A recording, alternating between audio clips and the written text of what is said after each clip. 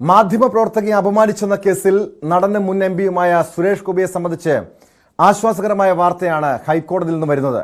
കേസിൽ സുരേഷ് ഗോപിക്ക് ഹൈക്കോടതി മുൻകൂർ ജാമ്യം അനുവദിച്ചു. അറസ്റ്റ് ചെയ്യുകയാണെങ്കിൽ ജാമ്യത്തിൽ വിട്ടയക്കാൻ പോലീസിന് നിർദ്ദേശം നൽകിയിട്ടുണ്ട്. നിലവിൽ അറസ്റ്റിനുള്ള സാഹചര്യമില്ലെന്നാണ് സർക്കാർ ഹൈക്കോടതിയെ അറിയിച്ചത്. വാർത്തയുടെ വിശദാംശങ്ങളുമായി MS അനീഷ് കുമാർ ചേരുന്നുണ്ട്. അനീഷ്, ഈ ചോദ്യം ചെയ്യലിന് പിന്നാലെ ഗുരുതര വകുപ്പ് ചേർത്ത FIR പരിഷ്കരിച്ചതോടെയാണ് സുരേഷ് ഗോപി മുൻകൂർ ജാമ്യം തേടി ഹൈക്കോടതിയെ സമീപിച്ചത്. ഈ അറസ്റ്റിനുള്ള സാഹചര്യമില്ലെന്ന് കോടതി നിലപാട് വ്യക്തമാക്കിയിരുന്നു. ഈ സർക്കാർ നിലപാടാണോ സുരേഷ് ഗോപിക്ക് കോടതിയിൽ അനുകൂലമായത്?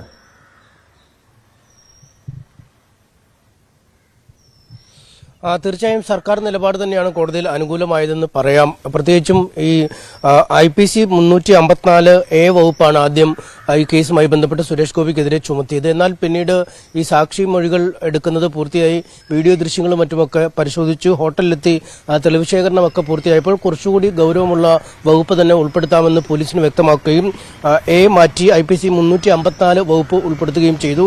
അതിനുശേഷം പോലീസ് ആക്ടിലെ 119A വകുപ്പും, അതായത് പൊതുസ്ഥലത്ത് സ്ത്രീയോട് മോശമായി പെരുമാറി എന്ന രീതിയിൽ ഉൾപ്പെടുന്ന ആ വകുപ്പ് ഉൾപ്പെടുത്തി. അതോടുകൂടി ഈ നേരത്തെ ജാമ്യം ലഭിക്കാവുന്ന വകുപ്പുകളുടെ സ്ഥാനത്ത് 354 വകുപ്പ് എത്തിയപ്പോൾ ജാമ്യമില്ലാത്ത വകുപ്പായി മാറിയിരുന്നു. അത്തരമൊരു സാഹചര്യത്തിലാണ് ഒരുപക്ഷെ പോലീസ് അറസ്റ്റ് ചെയ്താൽ ജാമ്യം നൽകാതിരിക്കുമെന്നൊക്കെയുള്ള സംശയം വന്നതുകൊണ്ടാണ് സുരേഷ് ഗോപി ഹൈക്കോടതിയെ സമീപിക്കുകയും ഇപ്പോൾ മുൻകൂർ ജാമ്യ ഹർജി നൽകുകയും അതിൽ അനുകൂലമായ ഒരു നിലപാട് കോടതിയിൽ നിന്നും ലഭിക്കുകയും ചെയ്തിരിക്കുന്നത്. ഇതിൽ പ്രധാനമായും രാഷ്ട്രീയ പ്രേരിതമായ കാരണങ്ങളാലാണ് തനിക്ക് നേരെ ഇത്തരം ഒരു കേസ് എടുത്തിരിക്കുന്നതെന്നാണ് സുരേഷ് ഗോപി പറയുന്നത്. ഈ കരുവന്നൂർ വിഷയത്തിലടക്കം സർക്കാരിനെതിരെ ജാഥ നയിച്ചതിന്മേലുള്ള ഒരു രാഷ്ട്രീയ വൈരാഗ്യമാണ് ഇത്തരത്തിൽ ഒരു കേസെടുക്കാൻ കാരണമായതെന്ന് പറയുന്നു. പരിപാടി കഴിഞ്ഞ് മടങ്ങുന്നതിനിടെ വഴിതടഞ്ഞ മാധ്യമപ്രവർത്തകരെ മാറ്റുക മാത്രമാണ് ചെയ്തത്. മറ്റ് ലൈംഗിക ഉദ്ദേശങ്ങളൊന്നും ആ ഒരു പ്രവൃത്തിയിൽ ഉണ്ടായിരുന്നില്ല എന്ന് സുരേഷ് ഗോപി വാദിക്കുകയും ചെയ്തു. എന്തായാലും ഇക്കാര്യത്തിൽ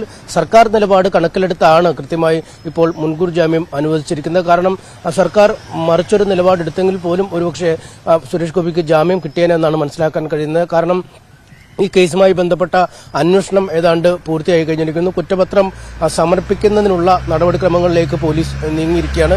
ഏതാണ്ട് കഴിഞ്ഞ ആഴ്ച ഒരുപക്ഷെ കുറ്റപത്രം സമർപ്പിക്കേണ്ടതായിരുന്നു. പക്ഷേ കൊച്ചി DCPക്ക് സ്ഥലമാറ്റം ഉണ്ടായിരിക്കുന്നു. അദ്ദേഹമാണ് ഈ കേസിൽ മേൽനോട്ടം നടത്തേണ്ട ഉദ്യോഗസ്ഥൻ. അതുകൊണ്ട് പുതിയൊരു ഉദ്യോഗസ്ഥൻ ആ സ്ഥാനത്തേക്ക് വന്നുകൊണ്ട് തന്നെ അദ്ദേഹത്തിന് കേസ് പഠിക്കുകയും മറ്റ് നടപടിക്രമങ്ങളൊക്കെ പൂർത്തിയാക്കി മുന്നോട്ട് പോകേണ്ട സാഹചര്യമുണ്ട്. എന്തായാലും അദ്ദേഹത്തിനോട് കേസ് പഠിക്കാനുള്ള ഒരു സാവകാശം എന്ന രീതിയിലാണ് കഷ്ടിച്ച് 1-2 ആഴ്ചത്തെ കൂടി കുറ്റപത്രം സമർപ്പിക്കുന്നത് നീട്ടിവെക്കാൻ സാധ്യതയുള്ളത്. മറ്റ് പ്രശ്നങ്ങളൊന്നുമില്ല. അതായത് അന്വേഷണം ഏതാണ്ട് തത്വത്തിൽ പൂർത്തിയായ ഒരു കേസാണ്. ആ കേസുമായി ബന്ധപ്പെട്ട് 17 മാധ്യമപ്രവർത്തകർ സാക്ഷികളായി തെളിവ് ശേഖരണം അല്ലെങ്കിൽ മൊഴിയെടുപ്പ് പൂർത്തിയായി. ഒപ്പം ഈ ഹോട്ടലിലെ ജീവനക്കാരുടെ മൊഴിയെടുത്തു.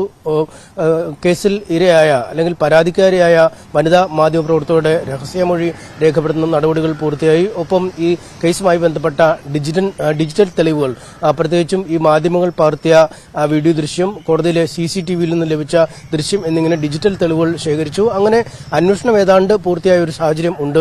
മറ്റൊന്ന്, ഈ കേസിൽ നോട്ടീസ് നൽകി ചോദ്യം ചെയ്യാൻ വിളിച്ചു വരുത്തിയപ്പോൾ സുരേഷ് ഗോപി കൃത്യമായി എത്തുകയും ചോദ്യം ചെയ്യലിന് ഹാജരാകുകയും ചെയ്ത അല്ലെങ്കിൽ പോലീസിന്റെ അന്വേഷണത്തോട് സഹകരിക്കുകയും ചെയ്യുന്ന ഒരു സാഹചര്യം നിലവിലുണ്ടായിരുന്നു. അതായത് ഒരു കേസുമായി ബന്ധപ്പെട്ട പ്രധാനമായും കോടതി പരിഗണിക്കുന്ന 2-3 ഘടകങ്ങളാണിത്. ഒന്ന്, കേസുമായി പ്രതി കേസിന്റെ അന്വേഷണവുമായി സഹകരിക്കുന്നുണ്ടോ എന്നതാണ്. അതിൽ കൃത്യമായും പ്രതിഭാഗത്തിന് പറയാം, പോലീസ് വിളിച്ചപ്പോൾ തങ്ങൾ എത്തി മൊഴി നൽകുന്ന ഒരു സാഹചര്യം ഉണ്ടായിരുന്നു. 2, തെളിവ് ശേഖരണം പൂർത്തിയായി കുറ്റപത്രത്തിലേക്ക് കാര്യങ്ങൾ നീങ്ങുന്നു. അതുകൊണ്ട് തെളിവ് നശിപ്പിക്കൽ എന്ന വാദം നിലനിൽക്കില്ല, അല്ലെങ്കിൽ തെളിവ് നശിപ്പിക്കൽ എന്നൊരു കുറ്റം നിലനിൽക്കില്ല. ഒപ്പം ഈ സാക്ഷികളെയും മറ്റും സ്വാധീനിക്കാനുള്ളൊരു നീക്കം അതും ഇവിടെ നിലനിൽക്കില്ല. കാരണം സാക്ഷികളുടെ മൊഴിയെടുപ്പ് പൂർത്തിയായി കഴിഞ്ഞിരിക്കുന്നു. ഇത്തരം ഈ ഗ്രൗണ്ടുകളൊക്കെ പരിശോധിക്കുമ്പോൾ ഒരുപക്ഷെ സർക്കാർ എതിർത്തെങ്കിൽ പോലും വാദിച്ചാൽ സുരേഷ് ഗോപിക്ക് മുൻകൂർ ജാമ്യം കിട്ടുന്ന ഒരു സാഹചര്യം ഉണ്ട്. അതുകൊണ്ട് തന്നെയാവും ഒരുപക്ഷെ സർക്കാർ ഈ വാദത്തിൽ എതിർക്കാൻ പോവാതിരിക്കുകയും അറസ്റ്റിന്റെ ആവശ്യകത നിലവിലില്ല എന്ന് അറിയിക്കുകയും ചെയ്തിരിക്കുന്നത്. എന്തായാലും ഈ ഘടകങ്ങളൊക്കെ പരിഗണിച്ചാണ് ഇപ്പോൾ സുരേഷ് ഗോപിക്ക് ജാമ്യം ലഭിച്ചിരിക്കുന്നത്. എന്തായാലും അദ്ദേഹത്തെ സംബന്ധിച്ചിടത്തോളം ഒരു ആശ്വാസമാണ്. അദ്ദേഹത്തിന്റെ മകളുടെ വിവാഹമടക്കമുള്ള ചടങ്ങുകളൊക്കെ നടക്കാനിരിക്കുമ്പോൾ ഒരു നാടകീയമായ സംഭവവാസങ്ങളൊക്കെ ഒഴിവാക്കുക എന്നത് തന്നെയാവും സുരേഷ് ഗോപി ലക്ഷ്യം വെച്ചത്. എന്തായാലും സർക്കാരിനും അത്തരത്തിൽ ദ്രോഹിക്കാൻ പദ്ധതിയില്ല എന്നാണ് നമുക്ക് ഇപ്പോഴത്തെ നടപടിയിൽ നിന്നും വ്യക്തമാവുന്നത് കേട്ടോ. പക്ഷേ അനീഷ്, ആദ്യഘട്ടത്തിൽ നമുക്കറിയാം സുരേഷ് ഗോപിക്കെതിരെ കേസെടുക്കുന്നു, ചോദ്യം ചെയ്യാൻ വിളിപ്പിക്കുന്നു, പിന്നീട് നടക്കാവ് പോലീസ് സ്റ്റേഷനിൽ വലിയ നാടകീയമായ സംഭവവികാസങ്ങൾ, BJP പ്രവർത്തകരടക്കം പ്രതിഷേധവുമായി രംഗത്തെത്തുന്ന സാഹചര്യമൊക്കെ ഉണ്ടായി. അതായത് ആ സമയത്താണ് BJP ഇതൊരു രാഷ്ട്രീയ ആയുധമാക്കുന്നത്, സുരേഷ് ഗോപിയെ സർക്കാർ വേട്ടയാടുന്നു എന്ന രീതിയിലുള്ള ആരോപണവുമായി BJP രംഗത്തെത്തുന്ന ഒരു സാഹചര്യമൊക്കെ ഉണ്ടായത്. പിന്നീട് സുരേഷ് ഗോപിക്കെതിരെ പുതിയ 354 വകുപ്പ് കൂടി ചേർത്ത്, അതായത് ഈ മാനഭംഗപ്പെടുത്തണമെന്ന ഉദ്ദേശത്തോടെ സ്പർശിച്ച കുറ്റമടക്കം ചുമത്തി സുരേഷ് ഗോപിക്കെതിരെ കൂടുതൽ കുരുക്കുമുറുക്കുന്ന ചില നീക്കങ്ങളൊക്കെ പോലീസിന്റെ ഭാഗത്തുണ്ടായത്. ഒരു പരിധിവരെ ഇതൊരു രാഷ്ട്രീയ വേട്ടയാടലായി തന്നെയാണ് BJP ഇപ്പോഴും അതിനെ കാണുന്നത്. എന്തായാലും ഈ കേസിൽ സുരേഷ് ഗോപി ഇപ്പോൾ മുൻകൂർ ജാമ്യം ലഭിച്ചതോടെ ഒരു ആശ്വാസകരമാണ്. പക്ഷേ പോലീസിന്റെ ഭാഗത്തുനിന്നും തുടർ നീക്കങ്ങൾ എന്തായിരിക്കും? കാരണം കുറ്റപത്രം ഉടൻ തന്നെ സമർപ്പിക്കാനുള്ള നടപടികളിലേക്ക് കൂടി കടക്കുകയല്ലേ?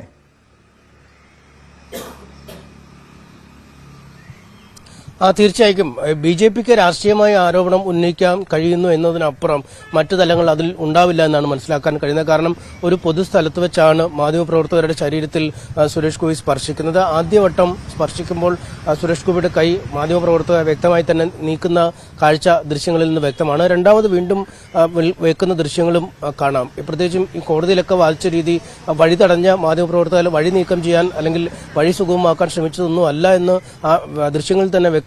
എന്തായാലും ആദ്യ ഘട്ടത്തിൽ പരാതി അനുസരിച്ച് 354A പെടുത്തിയെങ്കിലും പിന്നീട് രണ്ടാമത് വിശദമായ വീഡിയോ പരിശോധന നടത്തുകയും സാക്ഷികളുടെ മൊഴി ശേഖരിക്കുകയും വീഡിയോ ഈ പരാതിക്കാരുടെ രഹസ്യമൊഴി നടത്തുകയും ചെയ്തപ്പോൾ കോടതിയിൽ നിലനിൽക്കുന്ന കുറ്റങ്ങൾ തന്നെയാണ്, അല്ലെങ്കിൽ ഒരു സ്ത്രീയുടെ സമ്മതമില്ലാതെ ശരീരത്തെ സ്പർശിച്ചാൽ അത് കൃത്യമായി കോടതിയിൽ നിലനിൽക്കുന്ന ഒരു കുറ്റം തന്നെയാണ് എന്ന് പോലീസിന് വ്യക്തമായി. അത്തരമൊരു സാഹചര്യത്തിലാണ് കൂടുതൽ വകുപ്പുകൾ അല്ലെങ്കിൽ ഈ കുറച്ചുകൂടി ശക്തമായ വകുപ്പ് ഇതിനകത്ത് ഉൾപ്പെടുത്തിയെന്നാണ് മനസ്സിലാക്കാൻ കഴിയുന്നത്. BJP പ്രവർത്തകർ പലപ്പോഴും വാദിക്കുന്നത് ഈ പ്രതിയുടെ മുൻകാല പരിചയം, അതായത് മറ്റു സിനിമാ മേഖലയിലെയും പൊതുപ്രവർത്തന രംഗത്തെയും ഒക്കെ സ്ത്രീകളുമായി അടുത്തിടപഴകുന്ന ആളാണ്. ഇത്തരത്തിൽ ഒരാൾക്കും ഇത്തരം മോശമായ അനുഭവം സുരേഷ് ഗോപിയിൽ നിന്നും ഉണ്ടായിട്ടില്ല എന്നടക്കമൊക്കെ പറയുമ്പോഴും പരാതിക്കാരി ശക്തമായി രംഗത്ത് നിൽക്കുകയാണെങ്കിൽ അതിനെ പിൻബലമുള്ള അല്ലെങ്കിൽ അതിനെ സാധൂകരിക്കുന്ന തെളിവുകളും ഉണ്ടെങ്കിൽ പോലീസിന് കൃത്യമായും ഈ കേസുമായി മുന്നോട്ട് പോകാൻ കഴിയുക ചെയ്യും. എന്തായാലും അറസ്റ്റ് ചെയ്യുന്ന അടക്കമുള്ള നടപടിക്രമങ്ങളിലേക്ക് നീങ്ങിയാൽ ഒരുപക്ഷെ ഈ സുരേഷ് ഗോപിക്ക് ഒരു രക്തസാക്ഷി പരിവേഷം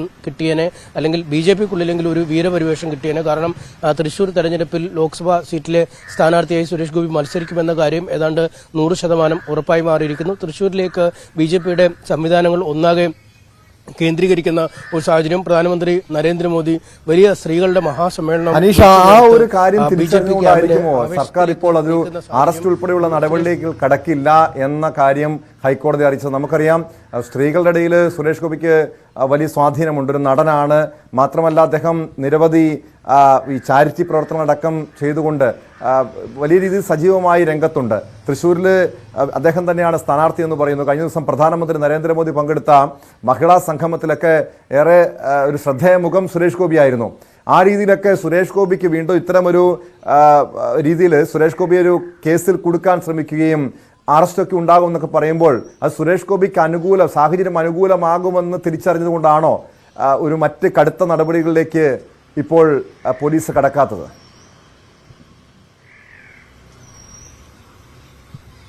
തീർച്ചയായും പോലീസിന് കരണീയമായ അല്ലെങ്കിൽ രാഷ്ട്രീയ വിവാദങ്ങളിലേക്ക് കാര്യങ്ങളെ നീക്കാതിരിക്കാൻ പറ്റിയ മാർഗം ഇതുതന്നെയാണ്. കാരണം ആദ്യഘട്ടത്തിൽ വിളിച്ചു വരുത്തി തെളിവ് ശേഖരിച്ചു, മറ്റു മാധ്യമപ്രവർത്തകരുടെയും ഹോട്ടൽ ജീവനക്കാരുടെയും ഒക്കെ മൊഴി ശേഖരിച്ചു, മാധ്യമപ്രവർത്തകരുടെ രഹസ്യമൊഴി ശേഖരിച്ചു, ആശുപത്രിയിൽ ഈ ഹോട്ടലിലെ CCTV ദൃശ്യം ശേഖരിച്ചു, മാധ്യമപ്രവർത്തകരുടെ ദൃശ്യങ്ങൾ ശേഖരിച്ചു.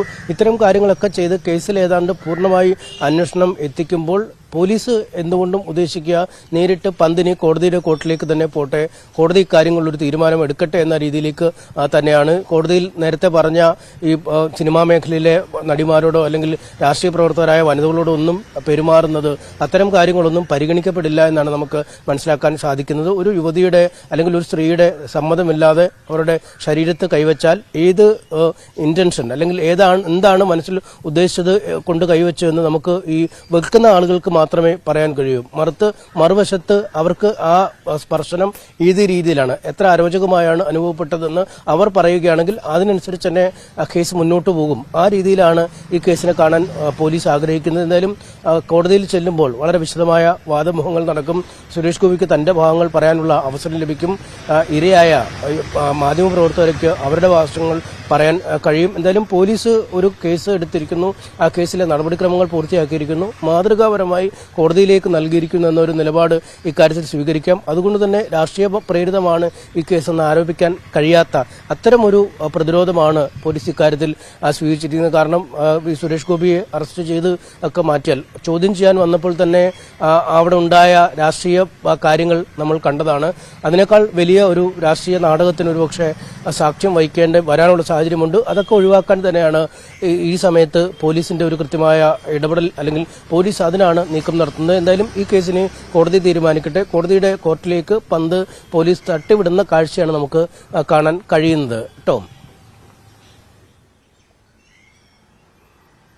വ്യക്തമാണ്. MS അനീഷ് കുമാറാണ് വിവരങ്ങൾ നൽകിയത്. കഴിഞ്ഞ ഒക്ടോബർ 27-നായിരുന്നു കോഴിക്കോട് വെച്ച് മാധ്യമപ്രവർത്തകരെ കാണുന്നതിനിടെ ഈ കേസിനാസ്പദമായ സംഭവമുണ്ടായത്. സംഭവത്തിൽ സുരേഷ് ഗോപിയെ ചോദ്യം ചെയ്യുന്ന സാഹചര്യമുണ്ടാകുന്നു. അത് പിന്നീട് രാഷ്ട്രീയ വേട്ടയാടലിന് ആരോപണവുമായി BJP രംഗത്തെത്തുന്നു. ഈ വിഷയത്തിലാണിപ്പോൾ ഈ കേസിലാണ് ഹൈക്കോടതിയിൽ നിന്ന് സുരേഷ് ഗോപിക്ക് മുൻകൂർ ജാമ്യം ലഭിച്ചിരിക്കുന്നത്. സ്പോട്ട് ലൈവിലേക്ക് തിരികെ എത്താം ഇടവേളയ്ക്ക് ശേഷം.